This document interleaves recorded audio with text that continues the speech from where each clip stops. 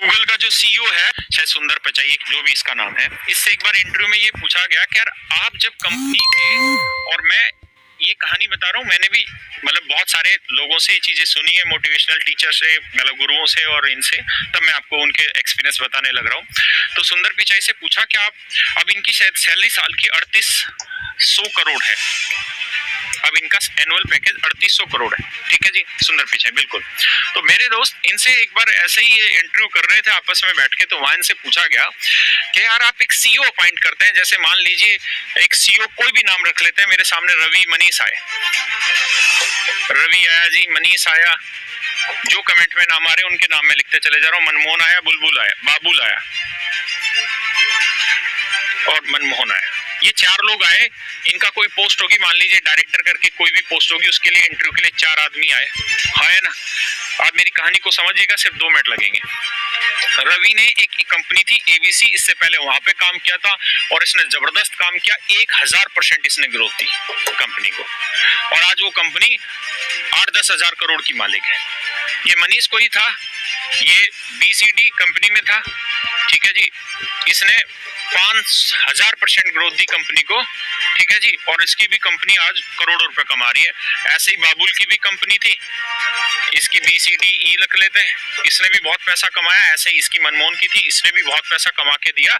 यानी चारों के चारों जो कैंडिडेट आए, चारों के चारों खतरनाक थे, चारों के चारों जबरदस्त थे, मतलब चारों के चारों का एक्सपीरियंस इतना तगड़ा था कि जिस कंपनी में डायरेक्टर बने या अच्छी पोस्ट पे गए, वहां पे इन्होंने धुआं उठा दिया और वहां इन्होंने अच्छा खासा पैसा कमा के दिया गवर्नमेंट को, मतलब उस कंपनी को। अब सुंदर पिचाई जी से सवाल ये पूछा गया कि यार ये कैपेबल है, इसमें दो राय नहीं है, ये भी कैपेबल है, इसमें दो राय नहीं है, ये भी कैपेबल है, ये भी कैपेबल है, इक्वली एजुकेट है, साथ के साथ इक्वली इन्होंने इंप्रूव करके दिखाया है अपनी स्टेज को, अपनी कंपनी को, और बहुत बढ़िया से इन्होंने ग्रो करके दिखाया।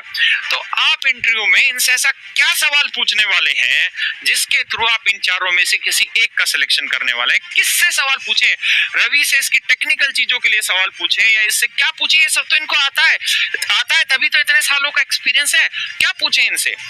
तो उसने जवाब दिया, हम इनसे सिर्फ और सिर्फ ये पूछते हैं, हम इनसे सिर्फ और सिर्फ ये पूछते हैं कि आपकी लाइफ में जो डिफिकल्टी लेवल आया वो कब आया और क्या डिफिकल्टी लेवल आया और आपने उस डिफिकल्टी लेवल से कैसे उबरा या कैसे अपने आप को उबारा।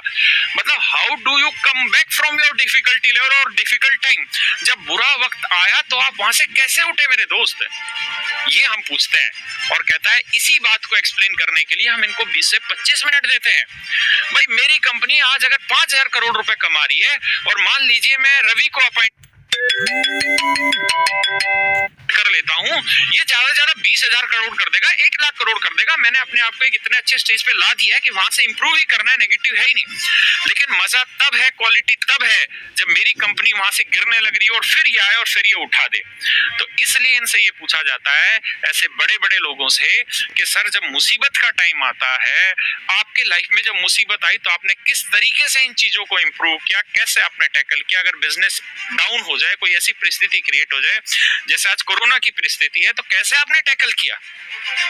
That is called aptitude and attitude. Aptitude means आप उसकी कैलकुलेशन को किस तरह से कर रहे हैं, एटीट्यूड उसके प्रति आपका रवैया कैसा है चीजों।